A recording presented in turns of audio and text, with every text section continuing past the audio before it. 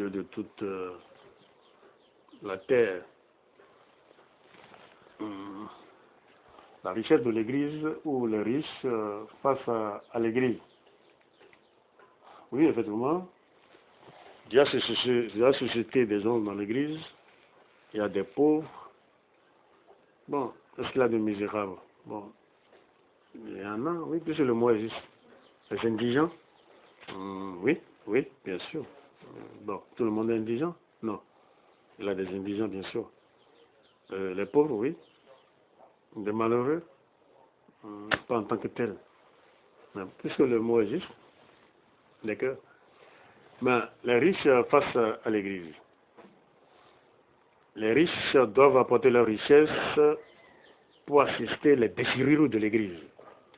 C'est-à-dire, quand l'Église est en mauvais état, c'est ce que font les Américains. Si vous avez un peu d'argent, de la fortune, et que l'enfant ait son bac, elle va à l'université, ou l'enfant est à l'apprentissage d'un tel ou tel métier, il finit, c'est déjà sa part. Le reste, tu dois l'amener à l'église pour s'occuper de l'église. C'est ce que font les Américains. Mais les Noirs africains là n'ont pas encore compris jusqu'à ce jour. Ils laissent des hectares, des milliards dans le compte, ainsi de suite, sans rien faire, sans rien distribuer. Et la mort qui surprend là, dans la nuit bien noire là, vient les emporter. Maintenant, au niveau de ces enfants, qui ne sont pas des enfants que nous donnons, que sont ceux des loups bien cachés, habillés en habits de brebis, commencent pas à s'entretuer. S'entretuent. Même si tu as beaucoup d'argent, si tu ne fais pas attention, ce sont tes enfants même qui vont te tuer. Tout de suite, c'est rapide même. Si tu vis à la cadette là de dire, c'est elle qui te prépare à manger tout le temps là. Bon, c'est pas vérifié dans toutes les familles. Hein. C'est la plus grande de la famille, l'aîné qui vient de monter, c'est bon, il nous dérange, hein, il faut le faire partir. Plusieurs passaient par là. Non, mais c'est ça.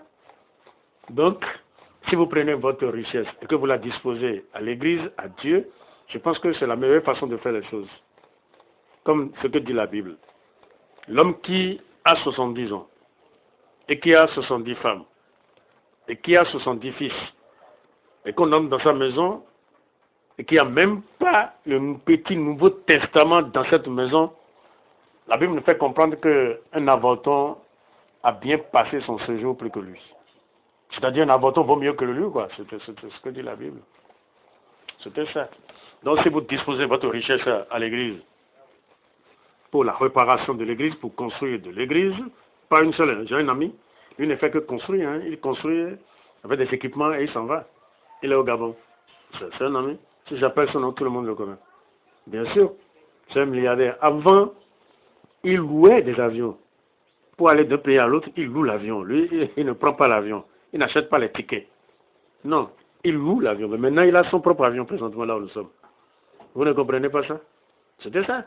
Quand il arrive dans un pays, il achète des terres, il fait construire des grandes maisons, des églises, l'église du Christ céleste, c'est ce qu'il fait. Il met des équipements, et il s'en va. C'est trop beau. Dieu lui a mis, je pense que, bon, peut-être lui a été formé comme ça. Peut-être il a été roué comme ça, formé comme ça, depuis qu'il n'est qu'un petit caillou du sang dans le ventre maternel, selon la biologie, bien sûr. Non, peut-être il a été développé comme ça avec l'aiguille, le cachet de l'éternel. C'est ce qu'il fait. Il met 5 milliards à la disposition de l'Église. C'est ce que les autres aussi devaient faire. C'est pas que à la fête des moissons, la dernière bougie, 10 millions, 12 millions, c'est pas ça. Bon, ça aussi c'est quelque chose. Pour qu'on ne dise pas que c'est la jalousie, parce que moi je suis pas prêt à payer les 10 millions de la dernière bougie, peut-être ça. Ça aussi c'est quelque chose. Mais disposer son bien, c'est-à-dire la part des choses. L'enfant a son bac, il a fait l'université, il a son doctorat, il a déjà pris sa part. L'autre, il a pris un métier. Bon voilà, on l'a libéré, tu lui as payé, tout là. Bon, il a déjà sa part. Le reste là, il faut aller vers Dieu. Sinon, les enfants iront de tribunal à tribunal. Bien sûr. Ils envoient contre leurs frères des esprits sauvages, des esprits malins, pour les détruire. Cette maison va cadencer, c'est-à-dire sera en pente 90 degrés, et foulée aux pieds. C'était ça. Alors, ton séjour dans les morts sera vraiment malheureux. Parce que tu n'as laissé rien de bon sur la terre, ton argent a divisé la maison, a donné la mort à tes propres enfants de gauche à droite. Bon, vous voyez ce que ça donne. C'était ça. Et si vous êtes assez riche et que votre frère vient vous voir avec un projet, il faut beaucoup lui poser des questions. Faudrait-il pas qu'il prenne ton argent pour aller tuer quelqu'un? Il y a encore ça. Hein? Et vous faites très attention. Très. Quand ce vilain-là vient vers toi pour te dire, tu sais, j'ai un projet, alors qu'il a besoin seulement de 5 millions pour faire tomber son DG. Comme il a une langue mielleuse là, il faut bien te concentrer avant de lui passer les 5 millions. Il faut bien te concentrer d'abord. Il a déjà négocié derrière le Niger avec les marabouts, tu comprends? Pour tuer le président, le PDG ou quoi que ce soit, il vient te voir, il faut bien le regarder. Il faudrait pas que tu donnes de l'argent n'importe comment aux gens pour qu'ils fassent le mal. Il y a encore ça. Bien sûr, tu peux consulter l'Éternel Dieu avant de lui remettre l'argent. Mais nous dévions ce que vient dire ce enfant-là, il veut faire du bien avec ça. Il faut consulter. Un petit visionnaire qui va dire, non, ne lui remets pas. C'est un maîtrier. Il veut tuer. C'est ça notre église. Mais on se lève seulement, on fait ce qu'on veut, alors que vous n'êtes pas libre. Tu penses que tu es libre dans cette église? Non. Pose la question à celui-là d'abord. Qui détient ton souffle. Voilà la disposition des riches au sein de l'église, ce qu'ils devraient faire et ce qu'ils ne le font pas. C'était ça. Il y a plein de malheureux dans l'église. Au lieu de créer des ONG pour venir en aide à ces malheureux, je ne dis pas qu'il y a de malheureux dans l'église, puisque le mot existe. Ces indigents, il faut créer des choses pour nourrir des familles. On ne le fait pas. Il faut aussi faire des prêts, parce que d'une ONG, des prêts de combien? De 50 000, de 25 000, de 20 000, pour les vendeuses de piment, du sel, ainsi de suite. Ça leur fera beaucoup plaisir. Et le dimanche, vous verrez ce que l'église va donner le dimanche, parce qu'il aura la quête de toutes parts, puisque avec leurs bénéfices, même si c'est 2 francs, 2 francs, 2 4, même 5 francs, ils vont donner, ainsi de suite. On ne pense jamais à ça. Nous sommes au supermarché parce que c'est la fin du mois, nous payons des vivres, nous sommes bien chez nous, on mange bien. On ne pense jamais à l'église. On a de belles voitures, l'église est en pente. Il n'y a même pas de minibus dans les églises, alors qu'il y a des richesses sur ces paroisses-là. Des petits minibus de 20 personnes, de 50 personnes qui peuvent transporter lors d'un événement, ainsi de suite. Il n'y en a même pas. Et on est là. On respecte de l'air? Non. De mauvais. Ouais, non. Ça ne va pas. C'est quand l'air est en mouvement qu'on parle du vent. Il faut être mouvant.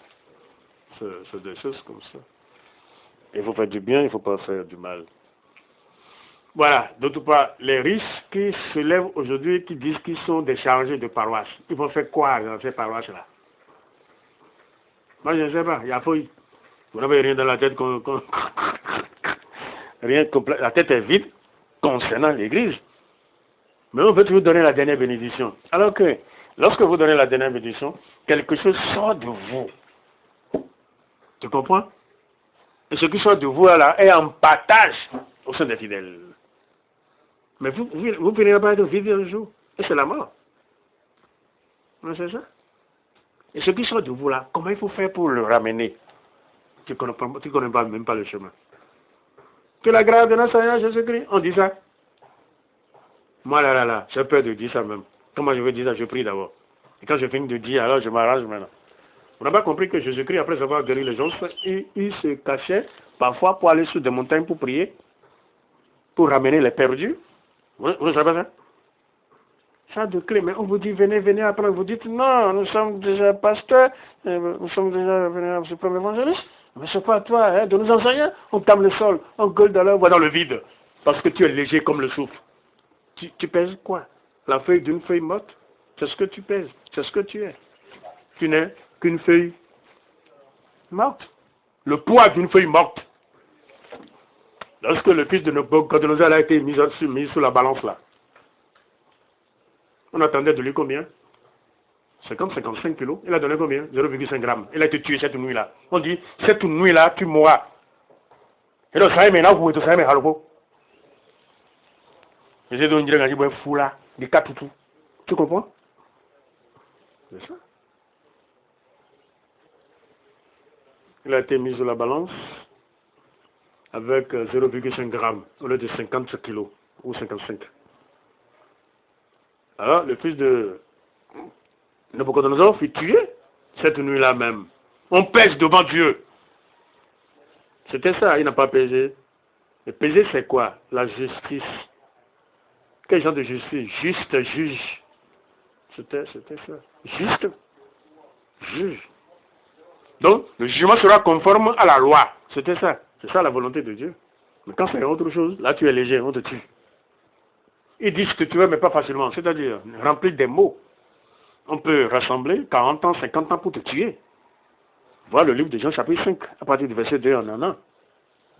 Celui qui était frappé de quoi là? Qui avait une maladie, qui a été paralysé, qui était au bord de la piscine de Bethsaïda là, et qui a fait 38 ans de paralysie. Jésus le vieux dit, mais veux-tu être guéri? Il dit oui, mais quand l'eau là bouge, il n'y a personne pour m'amener là-bas. Parce qu'il a une source là. Chaque fois là, l'ange vient, il bouge l'eau, la première personne trouve la guérison. Jésus l'a guéri. Maintenant le verset 13, Jésus l'a rencontré dans le temple, il dit, tu as été guéri, mais ne pêche plus. C'est-à-dire quoi? C'est-à-dire que c'est le péché qui l'a mis dans cet état désagréable pendant 38 ans. Donc Dieu tue, mais pas facilement. Vous voulez entendre autre chose? C'est fini, c'est ça?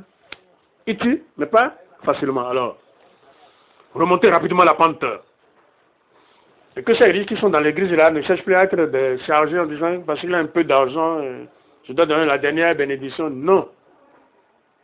Il faut qu'il soit consacré, qu'il soit consacré, le sacrement de l'ordre. On doit lui imposer la main, l'ordonner. C'était ça. Il n'a pas été ordonné, il dit qu'il est chargé, parce qu'il a un peu d'argent, il a créé une petite personne. Non. Et il lui faut quelques échanges avec l'église pour qu'on puisse lui montrer la voie, c'est comme ça, ça se fait. Ici, c'est sa position, l'encens, c'est à droite, ceci, c'est à gauche, ainsi de suite.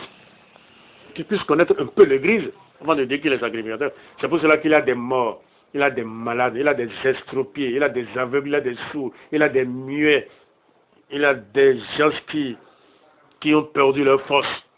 Leur force les a abandonnés et ils sont là. Comme, comment vous appelez ça? Un bâton, le bambou là, debout. Qui n'a même pas ni de graisse ni rien dans le corps. Voilà, que Dieu soit avec nous. Et alléluia.